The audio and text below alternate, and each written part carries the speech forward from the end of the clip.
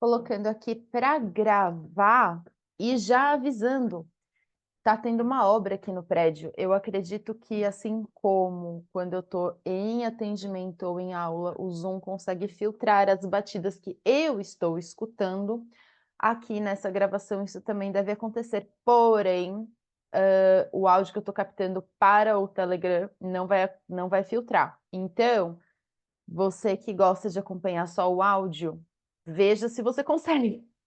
Ou se vai ficar incômodo demais. Mas enfim, estou aqui para fazer o quê? Falar sobre o próximo capítulo. Eu confesso que eu estou um pouco perdida nos capítulos. Eu acho que esse é o quarto, né? Acho que sim. Capítulo de A Alma Precisa de Tempo, livro da Verena Caixa, então, que eu estou comentando aos poucos aqui no canal. E esse capítulo se chama A Imaginação Obstruída e é muito especial, é muito bom. Eu adorei esse capítulo. Bom, já tinha lido esse livro. Por algum motivo, quando eu li esse livro, acho que foi ano passado, eu não fiquei tão, assim, atenta a essa parte, mas dessa vez isso é curioso, né, sempre que a gente faz uma releitura, tem alguma outra coisa que nos chama a atenção. Eu acho que eu tô com cara de professora hoje. Enfim, então vamos comentar o que que é isso. A gente sabe que ela falou, ao longo dos capítulos anteriores, sobre as imaginações, essa função criativa e curativa mesmo, né, das imaginações, no sentido de promover aí uma regulação, alterar também nossa paisagem interna, enfim.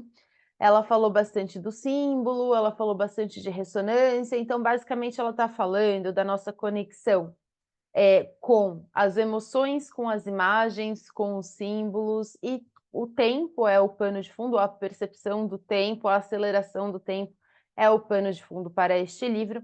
Mas nesse capítulo aqui, como vocês viram pelo título, né, que é A Imaginação Obstruída, ela vai falar de processos em que, de repente, alguma coisa na gente se cristaliza, se enrijece de tal maneira que eu não consigo conceber uma outra possibilidade um outro futuro. E então ela começa, né, eu peguei aqui alguns trechos que eu gostaria de citar, vou tentar cobrir tudo que eu quero, mas ela começa dizendo que a imaginação pode ser obstruída, transformar-se em imagens fixas que não animam mais. Então o que ela está dizendo é alguma coisa, algumas associações que eu tenho, alguns tipos de experiências que eu tenho, podem congelar, né, as emoções ali vinculadas a essa experiência, a essa imagem, a esse acontecimento, de modo que eu praticamente não consigo avançar além daquele ponto, eu não consigo experimentar outra coisa a não ser aquela emoção que eu já vivenciei. Ela vai falar aqui bastante da questão do coletivo e de a gente se apropriar da nossa própria vida, porque ela vai dizer que as imaginações não são apenas individuais, pessoais, mas também são coletivas, também passam pela cultura, né, e pelo tempo da cultura. E com isso, muitas vezes, elas podem se tornar normativas. A gente viu um exemplo no capítulo anterior de como os mitos e as narrativas podem nos dar aí ilustrações de caráter não moralista, mas de uma certa forma de instrução, né, a respeito de dilemas e conflitos, situações aí que são vividas, que têm sido vividas ao longo da história muitas e muitas vezes, e que a partir dessas espécies de modelos a gente pode encontrar a nossa própria solução, deixando essa história ressoar um pouco na gente, deixando os mitos, né, ressoarem um pouco na gente.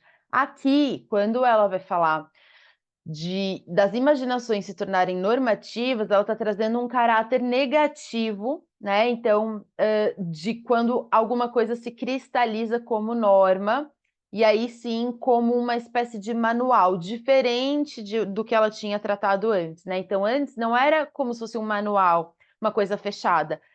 São ilustrações, são modelos sobre os quais a gente consegue imprimir o nosso jeito, a nossa singularidade. Aqui não. Aqui, quando ela fala de imaginações da coletividade que podem se tornar normas, ela está trazendo códigos. Ela está trazendo códigos fechados. Isso quer dizer que determinadas imaginações coletivas podem se tornar modos de fazer rígidos e que nos ensinam, inclusive, ou nos ditam, né, de forma quase autoritária ou autoritária mesmo de fato, como que eu devo me orientar, o que eu devo sentir, o que eu devo fazer em determinadas circunstâncias. Por exemplo, como que é o amor, como se deve amar, o que eu devo sentir quando eu estou amando, como que deve ser uma relação. Há códigos em torno disso. Então, em vez de eu, de fato, estar na minha experiência, muitas vezes eu passo a ver em que medida aquilo que eu estou vivendo corresponde ou não corresponde a um código pré-estabelecido, né? Então, existem aí padrões que vão acabar gerando expectativas diferentes da realidade e que vão gerar muita frustração, né? Podem gerar muita frustração na medida em que eu não vou estar conectada à minha experiência, às minhas emoções, mas sim aquilo que eu espero que aquela experiência seja a partir de uma imaginação cristalizada. E, inclusive, em coisas bem, se a gente pegar, por exemplo, as festas de fim de ano, né, não é um exemplo que ela cita, é algo que me ocorreu agora. As festas de fim de ano em que a gente tem grandes expectativas, e imaginações cristalizadas em torno do que deve ser o Natal, o Ano Novo, essa época de forma geral. Quantas pessoas não sofrem ou têm uma intensificação, de repente, na sua solidão, no seu sofrimento, justamente por conta dessas expectativas, dessas cristalizações, dessas imaginações fixas, rígidas, que não permitem que, de repente, a gente pense: "Bom, sim, existe na cultura essa imagem de que o Natal é para ser dessa forma, mas e se o meu for diferente, né? E se eu fizer de outra forma e ainda assim puder ser legal para mim, por exemplo? E se eu não fizer nada, né? E se eu, enfim, a gente perde um pouco a capacidade de se propor outras imaginações, outras imagens. Então ela diz: quando esses códigos são vistos como instrução para uma vida boa, a gente precisa se lembrar que, se isso acontece, né, deixamos de viver a nossa própria vida e passamos a viver uma conserva, um prato pronto, né? Aí a gente está no âmbito dessa vida para consumo. E aqui, né, objetos de consumo, e quando eu falo objetos de consumo, eu não estou pensando só em roupa, tênis, né? Eu estou pensando assim, certos scripts, certos modelos de vida que eu passo a perseguir, não porque eles me dizem respeito especificamente, conversam diretamente comigo, ressoam comigo, mas sim porque eles vêm no lugar dessa ânsia, desse desejo que eu não consigo, de repente, nomear, efetivar, né, e isso me vem como solução pronta, né, para consumo, e eu entendo que, bom, para ser feliz eu preciso de, e aí a gente faz uma listinha, de repente, um salário de tanto, uma família desse jeito, um filho assim o assado, uma profissão assim,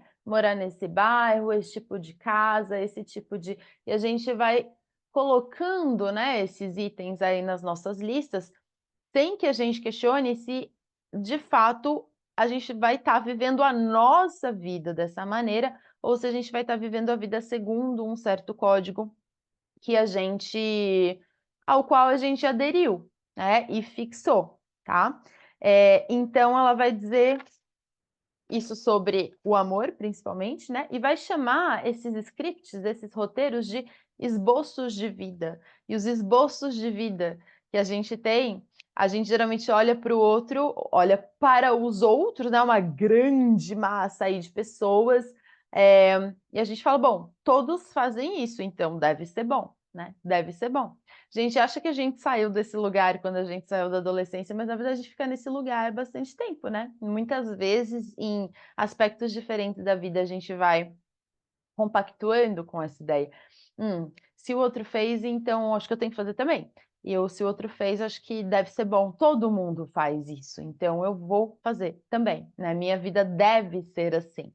E ela diz: "Existem muitos esboços de vida diferentes", ela diz que isso é uma generosidade do momento, né, contemporâneo, quer dizer, hoje em dia a gente de fato tem mais modelos, mais roteiros possíveis sobre como viver a vida, não tem só um modelo, né. Eh, Modelos, né, esboços de vida diferentes que são socialmente aceitos e que transmitem aceitação social e reconhecimento. A pergunta é se essa ainda é a nossa própria vida. Então, o que ela está propondo aqui é uma aposta, né? Uma aposta. Ela vai dizer uma aposta no self, né? Ela não vai dizer uma aposta no self, não. Eu estou dizendo uma aposta no self. Ela vai dizer que quando a gente pensa em insistir em ser si mesmo, insistir em ser quem eu sou, insistir na minha vida, né?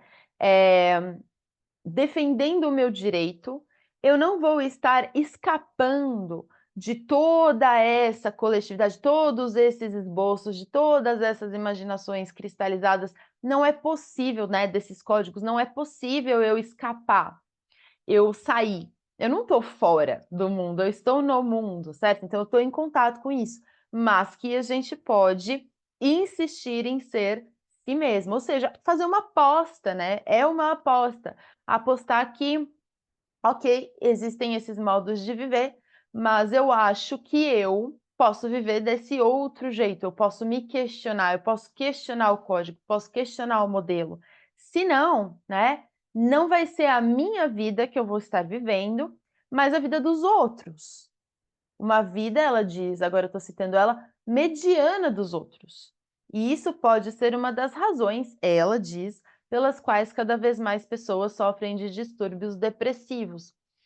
De uma certa forma, a gente se aliena, né, da nossa própria vida, ou abre mão, ou a gente sai da nossa própria vida, né, e passa a viver a vida dos outros, essa vida que disseram que a gente precisava viver. E isso é uma forma de ter um futuro colonizado, ela usa essa expressão que eu acho muito interessante, essa expressão, né, um futuro colonizado, em que em vez de eu a partir de mim mesma e do meu repertório, do qual, evidentemente, os códigos coletivos e as imaginações da cultura participam, mas é diferente eu abrir possibilidades para o meu futuro e imaginá-lo, e eu pegar um negócio que já está pronto e lançar ali na frente, e eu passar a enxergar o meu futuro só a partir do ponto de vista dessa imaginação, né, dessa imagina eu nunca usei a palavra imaginação, imaginações da forma como ela usa, assim, acho bem interessante. Bom, enfim. Ela vai falar, de como a gente, principalmente a partir da psicanálise e da psicologia profunda, a gente foi aprendendo a falar sobre sentimentos, a gente foi aprendendo a transformar os nossos sentimentos em palavras, mas como que isso tem um risco embutido, que é o risco da intelectualização, e que a partir de verbalizar e designar e nomear e achar que por aí acabou, já tá bom, eu consegui falar que eu tô triste, que eu tô ressentida, que eu tô irritada, que eu tô deprimida, que eu tô angustiada, que isso nos priva, né, das funções das imagens. Então, é um livro que vai falar, evidentemente, porque ela é junguiana, vai falar muito das imagens, desse poder, desse potencial de ressonância, né, e de conexão, de vínculo, de associações das imagens. E muitas vezes quando a gente fica designando os estados sentimentais, só verbalizando os estados sentimentais, muitas vezes isso cria uma distância entre eu falar sobre o que eu sinto e eu efetivamente sentir quando? Quando essas coisas estão desconectadas, né. Então, se alguém, de repente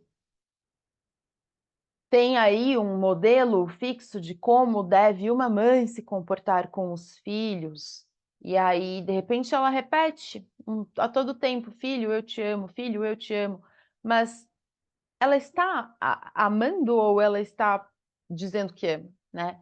Se eu estou me sentindo com raiva e, em vez de eu, de alguma maneira, entrar em contato com essa raiva, eu falo alguma coisa no sentido de: "Me desculpe, eh, desculpe pelo erro", né, vamos supor que eu levei uma bronca porque eu cometi um erro no trabalho e aí a pessoa me corrigiu de uma forma ríspida e aquilo me causou raiva, né, aquilo me causou raiva.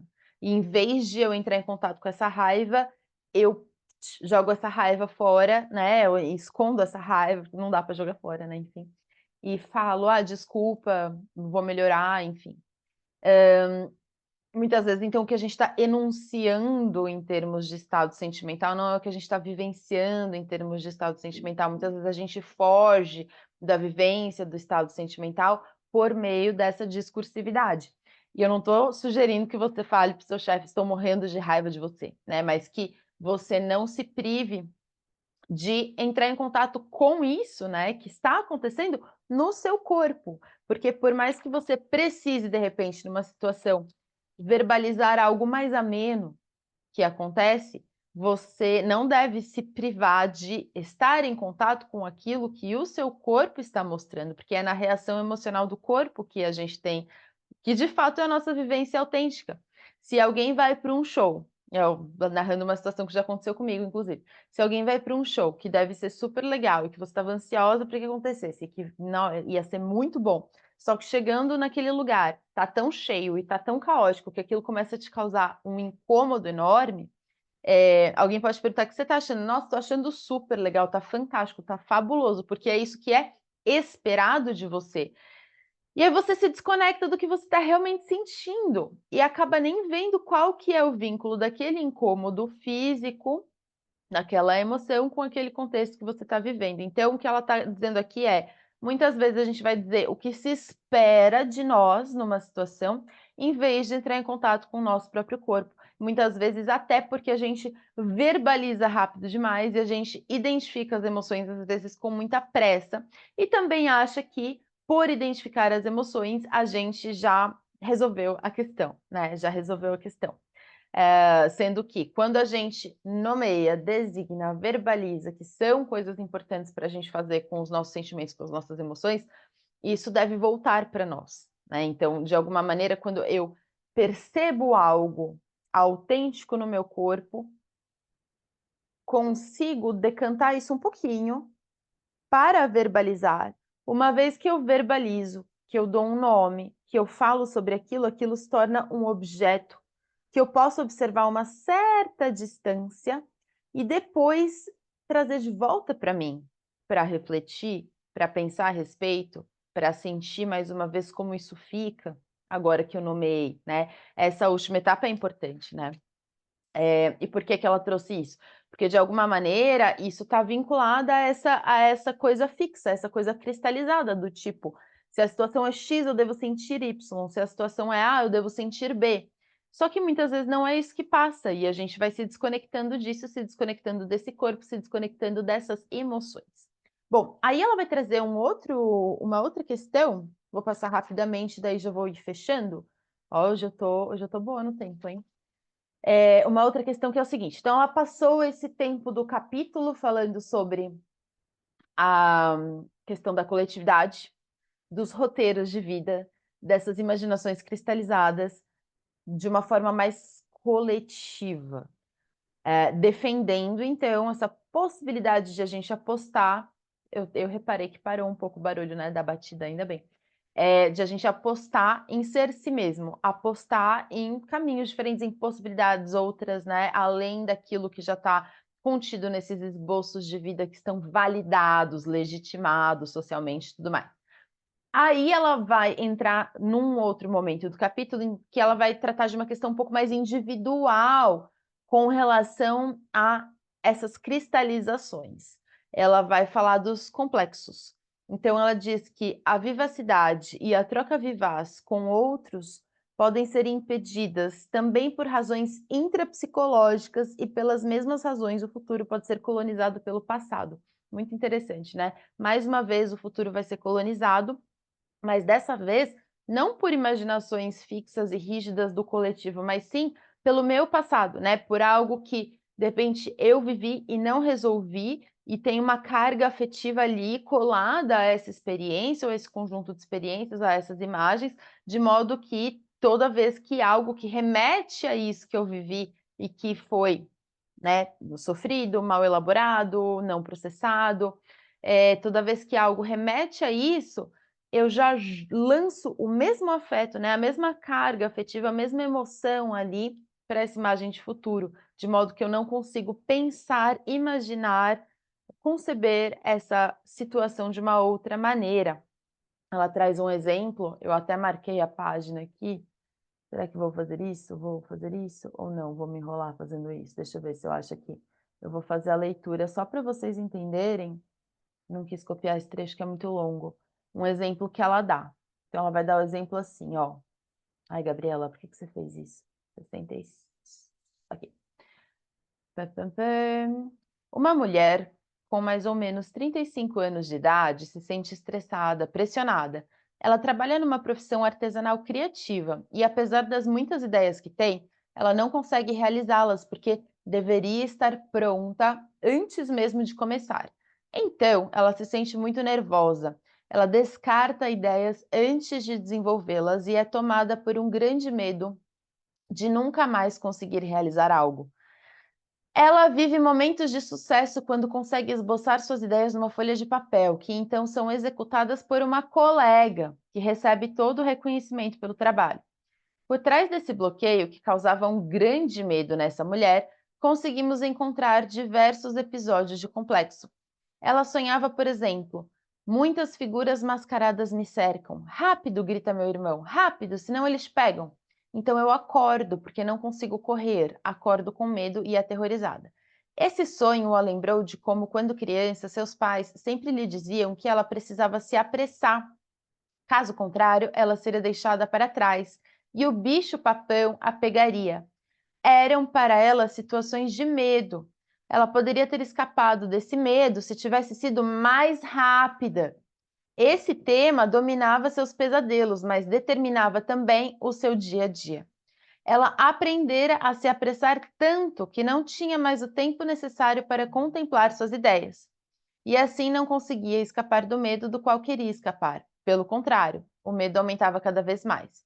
Ela havia interiorizado situações como episódios de complexo em que irmãos, pais e professores a pressionavam e a ameaçavam com algo muito terrível que poderia destruí-la. Esse tipo de episódio é interiorizado como um todo. Ajuda a entender que não nos encontramos apenas na posição da criança, mas que interiorizamos também as figuras que nos atacam. É a própria mulher que se pressiona, que se apressa, mesmo sabendo que dessa forma ela não consegue resolver, mas apenas piorar o problema. Ela não, perdão, terminava uma oração porque algo novo precisava ser expressado, né? Não terminava uma frase. Eu sempre lhe dizia que tínhamos tempo bastante, que ela não corria perigo se tomasse o tempo necessário. E no decurso da terapia, ela conseguiu também tomar o tempo para suas ideias. Uma semana inteira para uma ideia e nada ruim aconteceu, pelo contrário, foi ótimo. Se não tratarmos os nossos episódios de complexo, eles determinam o nosso futuro, né? Então, esse é o exemplo que eu queria ler, que é um exemplo, então, desse caso dessa mulher, em que alguma coisa que ela vivencia hoje no trabalho, na verdade, está, de alguma maneira, ressoando, está, né, trazendo de volta aí, atualizando, enfim, está sendo determinado em certa medida pelo que ela viveu anteriormente. Então, essas imaginações, elas estão rígidas e sequestram, de uma certa forma, o futuro, né? Sequestram o futuro. Então ela diz, né, para concluir, assim: as imaginações, com sua tonalidade emocional, influenciam relacionamentos, e relacionamentos influenciam imaginações. A alma está presa a uma situação relacional difícil que deveria ser resolvida.